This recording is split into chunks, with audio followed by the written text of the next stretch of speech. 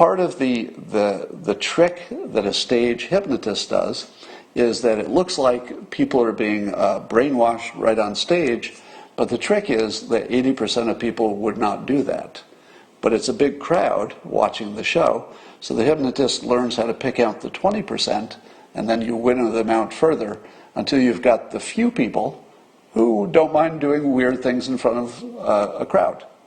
So you say to yourself, I wouldn't do that, so there must be something profound going on here, but really it's a trick because it's somebody who doesn't mind. They are hypnotized also, but it's no big deal to them.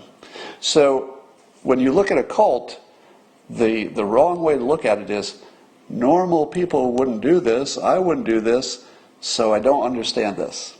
What you have to understand is they wouldn't be in a cult in the first place unless they were that small group of people who could be talked into just about anything.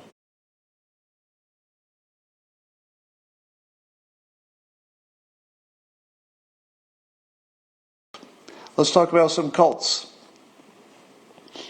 I tweeted that if CNN and others are calling QAnon a cult, wouldn't Black Lives Matter be a cult? Because I have trouble finding the difference. So you've got QAnon who sees pedophilia everywhere, even maybe where it doesn't exist. Then you've got Black Lives Matter who sees racism everywhere, including some places that might not exist. In both cases, you can join the organization and leave the organization. How are they different? I don't really see a difference there. So what makes one a cult and the other not a cult? So I asked this question.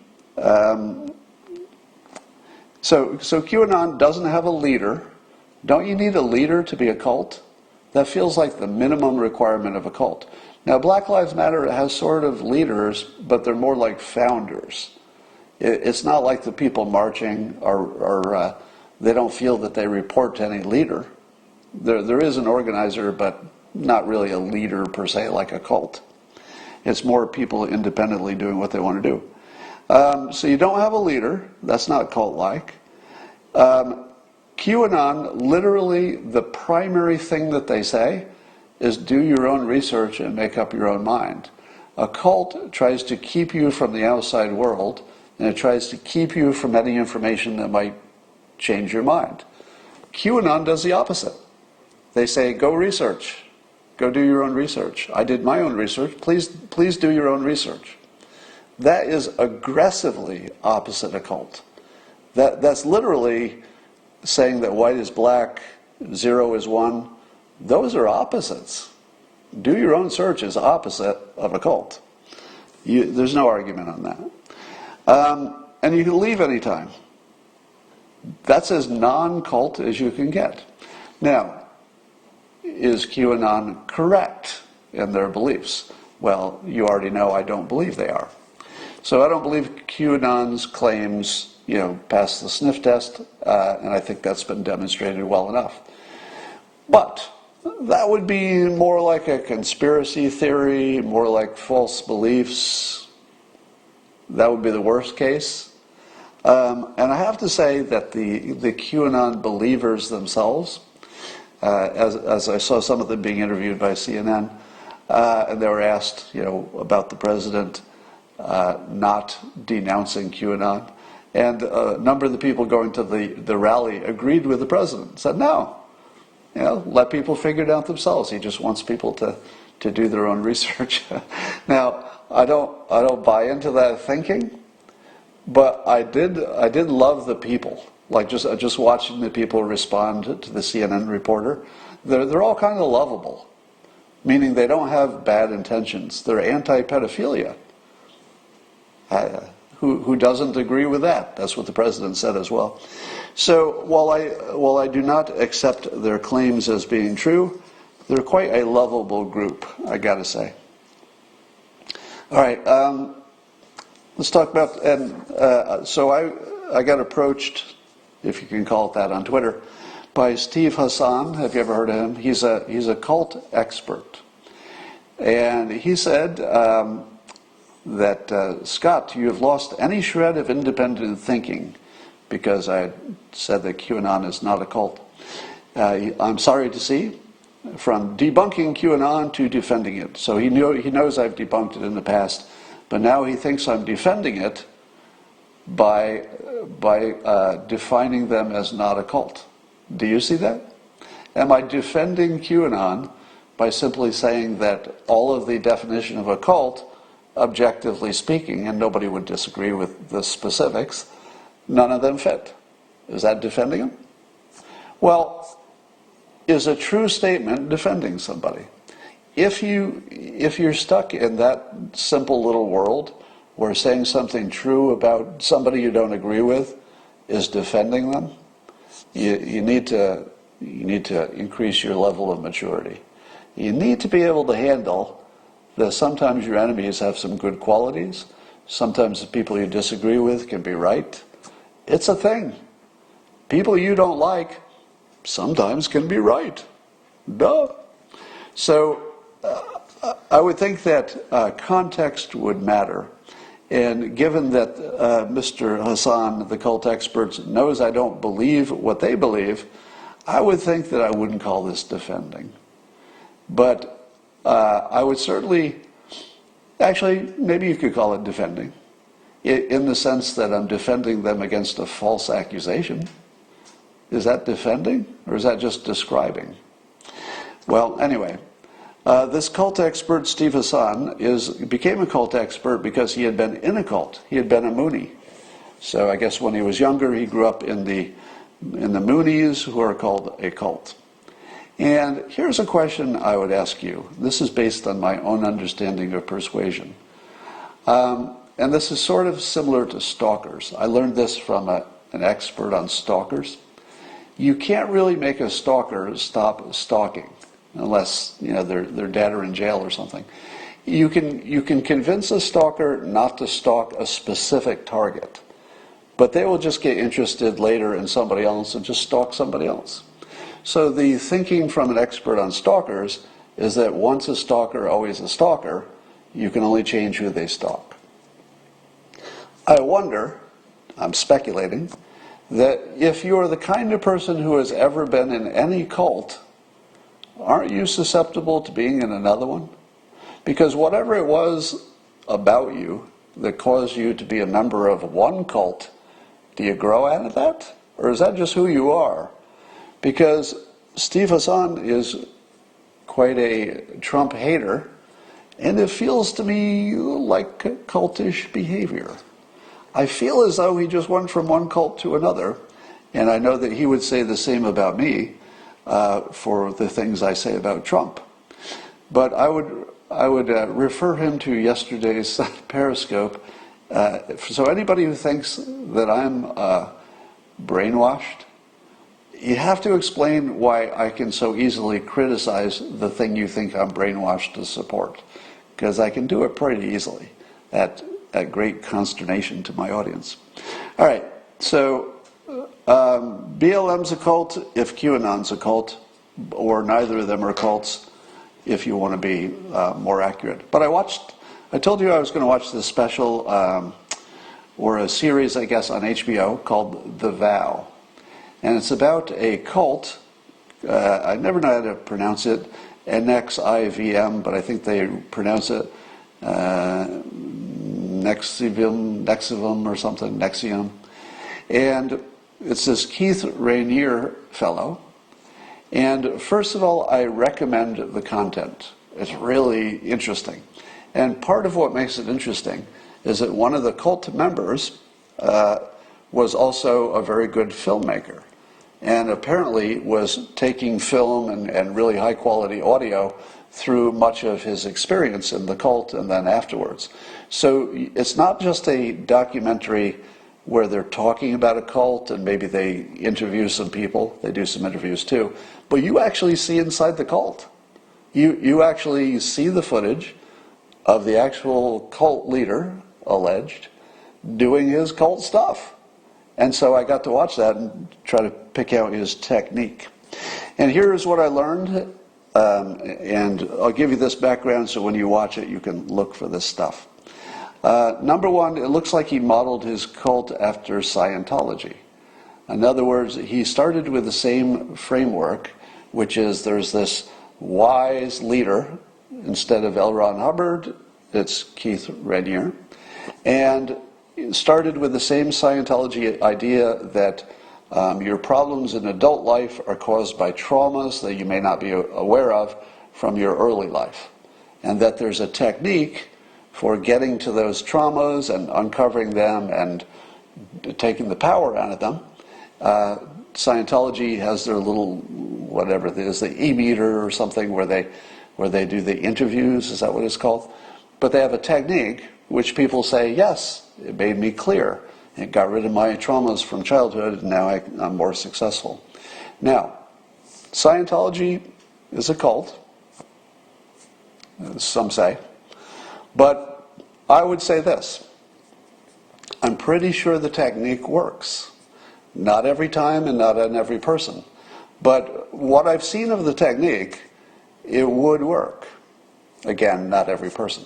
And so when you hear people say, I went through this technique, changed my life, I'm all happier, I'm more successful, I think those are mostly true. And my experience with hypnosis and with persuasion suggests that there's actually something going on. But it's mostly a hypnosis persuasion technique, because if you believe the technique works, any technique works.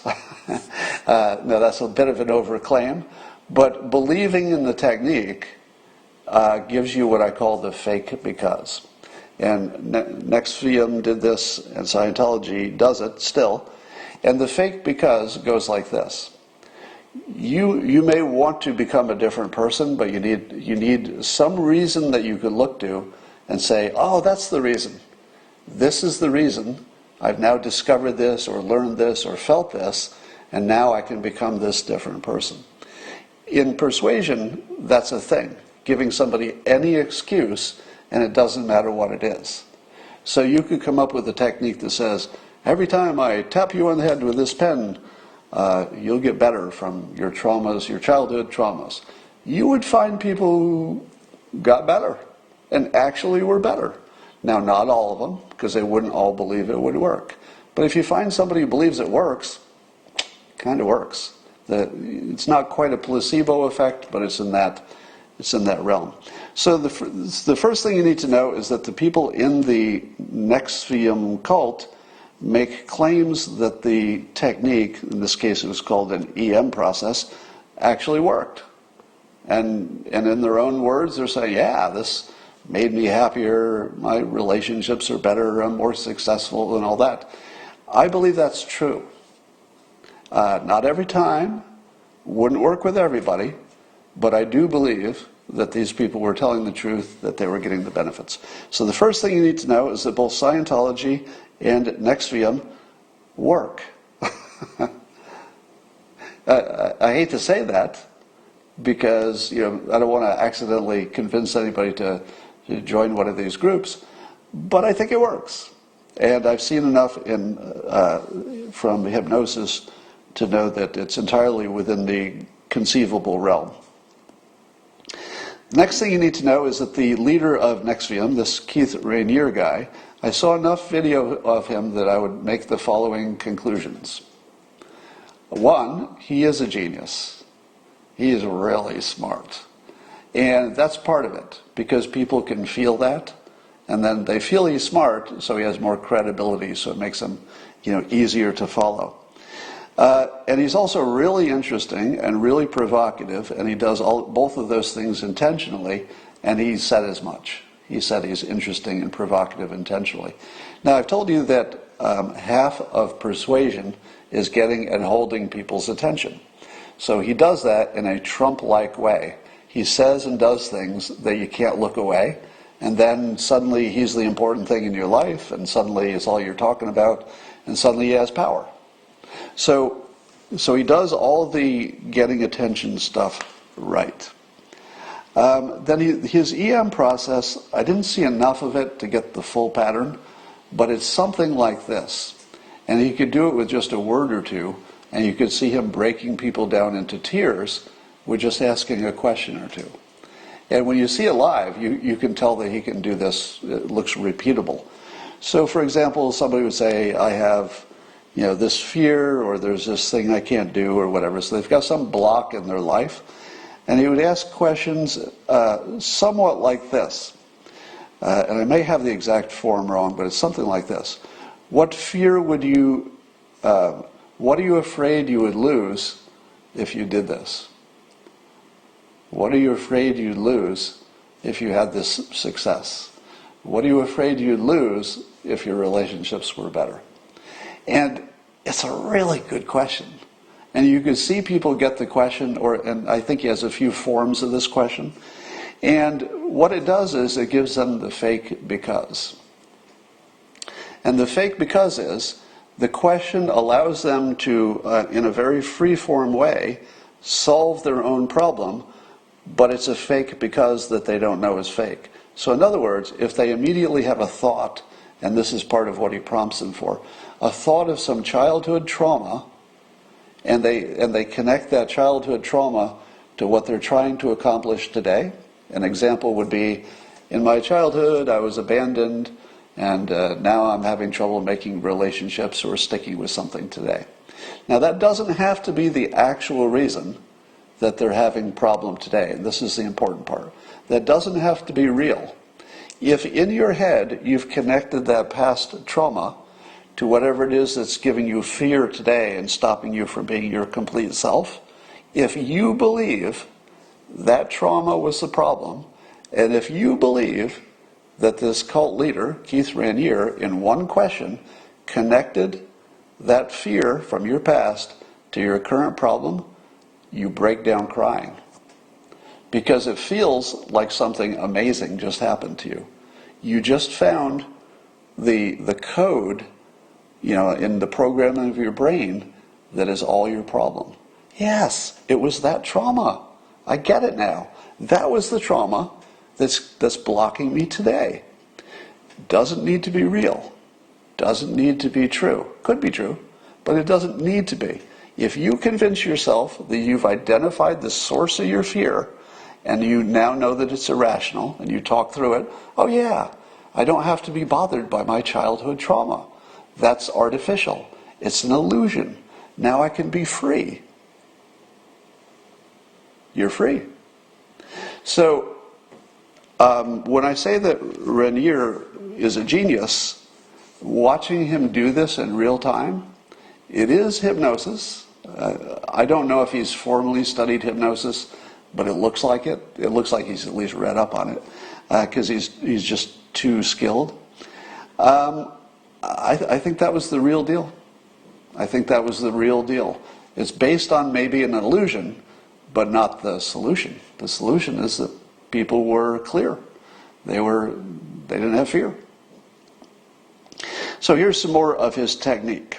That's the biggest one. He started gradual. I guess he was doing some small groups, self-improvement kind of stuff. And his self-improvement worked, like I just described. So the people who experienced his self-improvement said, hey, this is great. And they would tell other people, and the other people would go, and his movement would grow.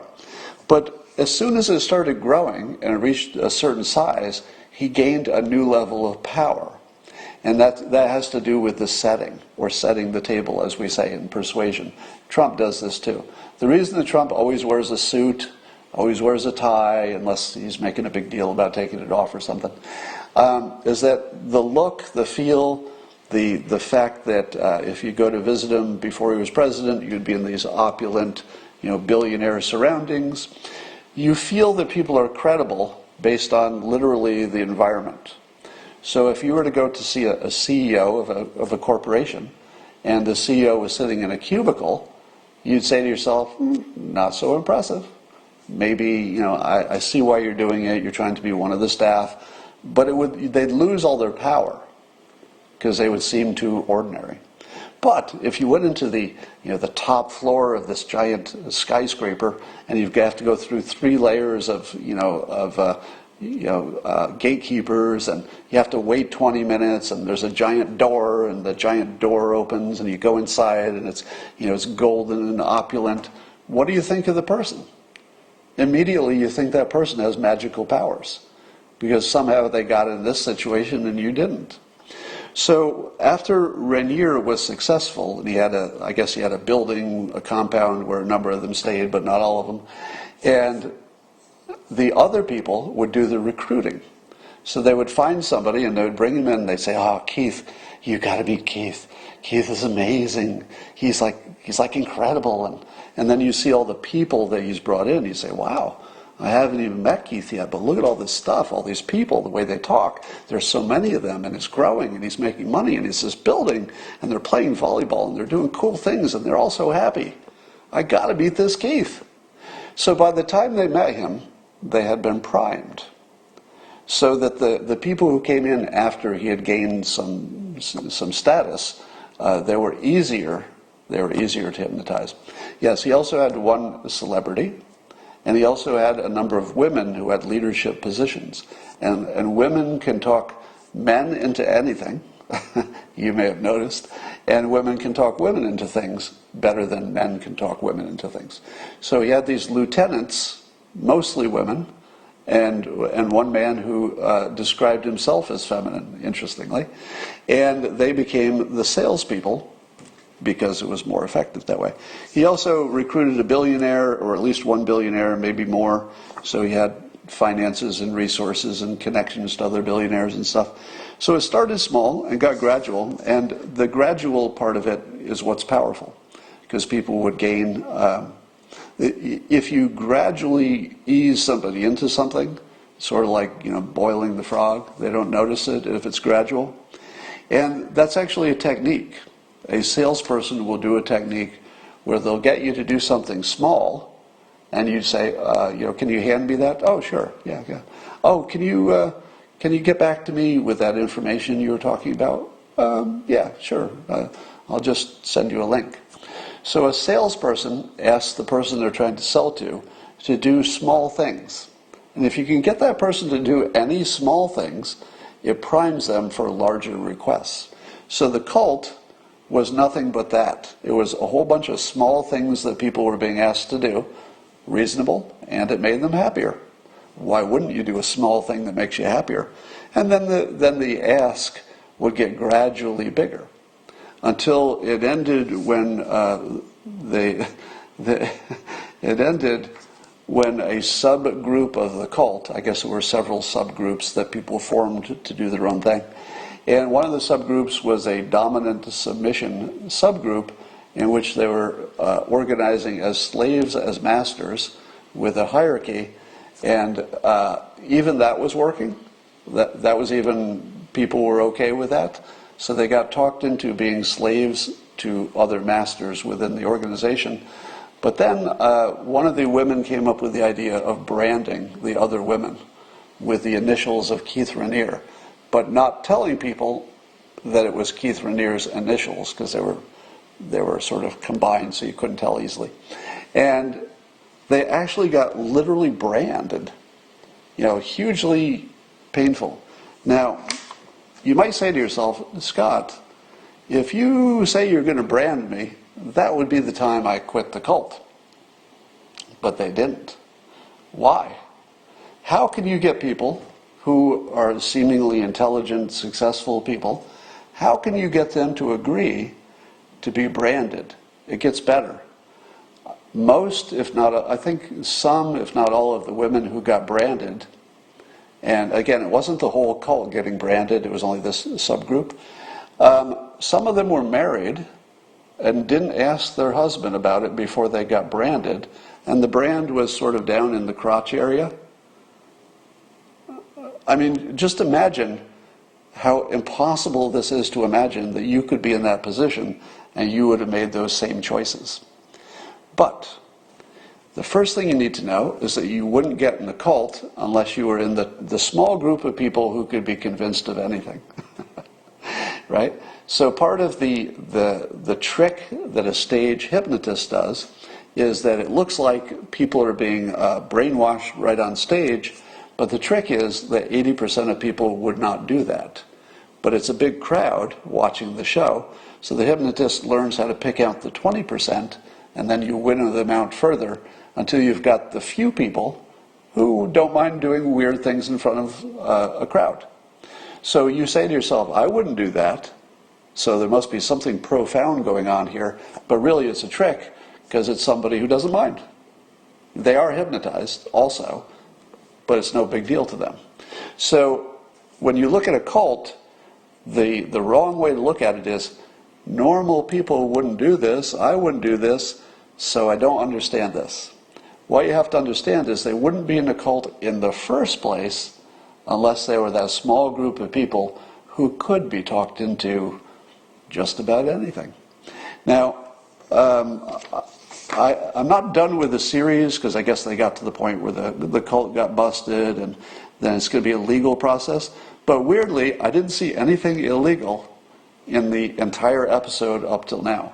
There were things that were lies because the people didn't know they didn't know that Keith Raniere was actually the head of this dominant submissive branding thing because he kept it a secret and people thought it was being run by a woman in the organization. So that part was, devious and horrible and everything he did was terrible, but 100% of what the people did was voluntary.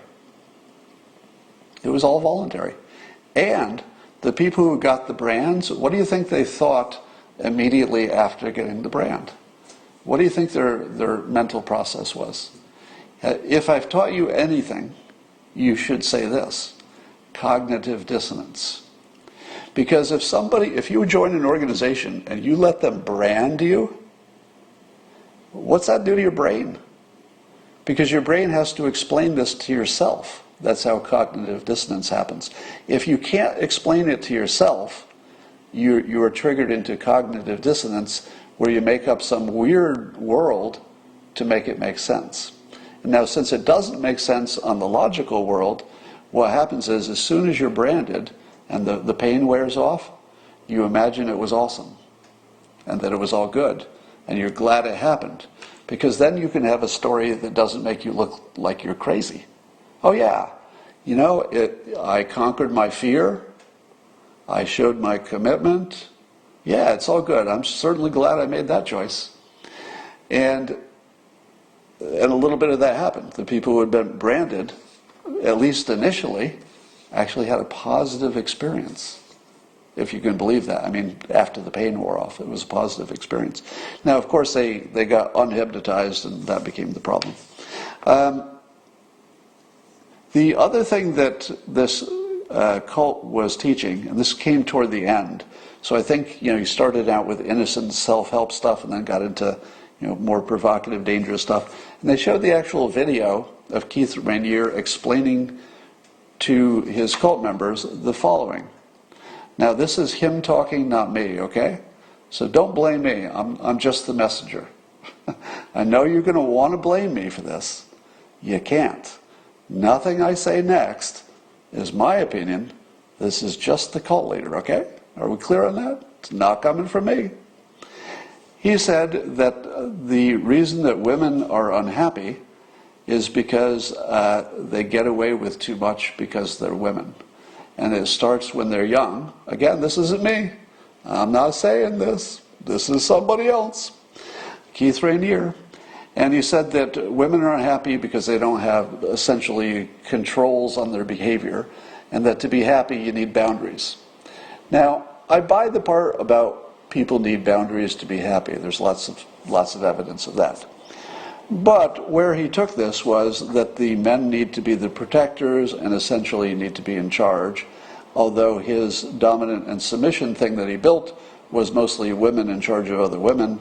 So I guess it didn't matter who's in charge as long as somebody was in charge and somebody was being told what to do. And if the men were, and I guess he said that the men were miserable, again, this is his opinion, not mine. He said the men were miserable since early childhood because they're treated as second-class kids, which is true. So even though boys have lots of advantages in life as well as men, the feeling that boys have when they're young is that girls are getting away with murder, and they're not, right? You probably had that feeling if you're a boy. Now, I'm not saying, that's proper, right, or anything like that. I'm just saying that that's his claim, that boys feel like they're angry and they hate women all their life, according to Keith Raniere, because they think women are getting away with too much, and then later in life, women can just cry and act irrational, and men will just say, whatever you want, because they've been trained from early childhood to give women what they want and not put controls on them. Again, if you're just joining, none of this is my opinion, just passing it along. But that was about the time that the cult got busted, so we don't know too much about that. All right, I'm looking at your comments. Somebody says, it's not far off. Somebody says, that is true. So see how many of you would have agreed with the cult leader, right? Somebody says, wow, do boys think that? Well, let me ask this.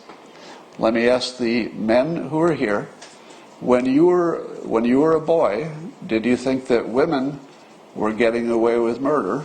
Because, not women, but girls. Did you think that girls were getting away with more than you could because they were girls? Because you were taught to open doors for girls. You were taught that if they hit you, that's fine. But if you hit them, you're going to jail. And all of that makes sense, right? As an adult, you say to yourself, of course it makes sense that if a woman hits me, it doesn't hurt me. But if I hit her, I could hurt her. So yeah, these are not supposed to be equal, right? So your adult brain can process this. But can a child, can an 8-year-old boy understand that there's a reason that he can be hit but he can't hit back? Not so easily. If you're 8 years old, not so easily. So look at the comments. You're seeing some no's, you're seeing some yeses. No, no, no. You're saying absolutely. Yes, I'm fine with it. Yes, because they cry. Yes, that's not an opinion, it's fact. So here's my point about Keith Raniere. He is a genius. I'm quite certain of that. And his insights about humans is really, really good. I mean, kind of crazy good. And his understanding of how to, create this situation. But I would imagine that what happened was, how power corrupts. When he reached a certain amount of power, he became completely corrupt, and that's probably what happened. Somebody says, as a girl, I thought the boys got away with everything. That may be true. That may be true. But it probably didn't damage you, did it? Maybe it did. So I think that Raniere, certainly he took things in a bad place, no doubt about that, but he had some insights that I wish he had been let's say, a more positive force for the world, because he actually had some good stuff. It was just buried by the evil stuff, so it's dead forever, I think.